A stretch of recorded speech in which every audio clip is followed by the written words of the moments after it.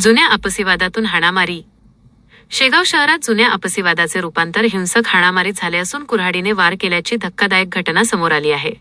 या घटनेत 2 युवक गंभीर जखमी झाले असून 2 आरोपींना पोलिसांनी ताब्यात घेतले आहे. शेगाव येथील एमएसईबी चौकात जुलै 26 रोजी संध्याकाळच्या सुमारास ही घटना घडली. जुन्या वादातून संचयित आरोपी मुकुटराव गुलाबराव बेले व युवराज मुकुटराव बेले राहणार दसरानगर यांचा पवन लांजुळकर व शिवाजी तांदळे राहणार अळसना तालुका शेगाव यांच्यासोबत वाद झाला. या वादाचे रूपांतर हाणामारीत होऊन परिस्थिती चिघळली. दरम्यान पवन लांजुळकर याच्याकडे गावठी कट्टा असल्याची माहिती पोलिसांनी दिली आहे. पवनने कट्टा काढल्याने संतप्त झालेल्या आरोपींनी कुऱ्हाडीने वार करत पवन लांजुळकर व शिवाजी तांदळे यांना गंभीर जखमी केले.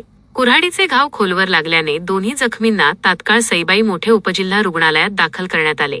मात्र प्रकृती गंभीर असल्याने त्यांना पुढील उपचारासाठी अकोला येथे हलविण्यात आले आहे. या प्रकरणी पोलिसांनी 2 आरोपींना ताब्यात घेतले असून गुन्हा दाखल करण्याची प्रक्रिया सुरू आहे, अशी माहिती पोलीस निरीक्षक निमेश मेहत्रे यांनी दिली.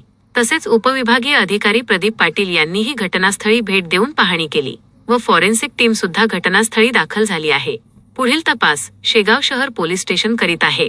महाभूमी डिजिटलसाठी मोहम्मद रिजवान, शेगाव. आज दिनांक 26/7/2024 रोजी सायंकाळी 6:15 ते 6:30 वाजेच्या दरम्यान शेगाव शहर येथील एमएसईबी चौकात आरोपी नामे मुकुटराव बेले आणि युवराज बेले यांनी यातील जखमी पवन लांजुळकर आणि शिवा तांदळे यांना मारहाण केल्यामुळे गुन्हा दाखल करण्याची प्रक्रिया सुरू आहे. यातील जे आरोपी आहेत ते शेगाव शहरातील राहणारे आहेत आणि जे फिर्यादी आहेत, जखमी आहेत, ते शेगाव तालुक्यातील अळसना येथील राहणारे आहेत. यांचे जुने वाद होते. या जुन्या वादातूनच हा गुन्हा दाखल करण्यात आलेला आहे. त्याचप्रमाणे यातील जखमी पवन लांजुळकर आणि शिवा तांदळे या जखमींपैकी पवन लांजुळकर यांनी देखील गावठी कट्टा रोखल्यामुळे त्यांच्यावर देखील गुन्हा दाखल करण्याची प्रक्रिया सुरू आहे. यातील आरोपी आणि फिर्यादी हे यांचे पूर्वीपासून वैमनस्य असल्यामुळे हा गुन्ह्याचा प्रकार झालेला आहे. यात कोणत्याही प्रकारचं जातीय स्वरूप नाही. त्यामुळे मी शेगाव शहरातील व परिसरातील सर्व नागरिकांना आवाहन करतो, यात कोणत्याही प्रकारचं जातीय स्वरूप नाही. हे एकाच समाजाचे असल्यामुळे आणि यांचे पूर्वीचे वाद असल्यामुळे सदरचा गुन्हा दाखल करण्यात येत आहे.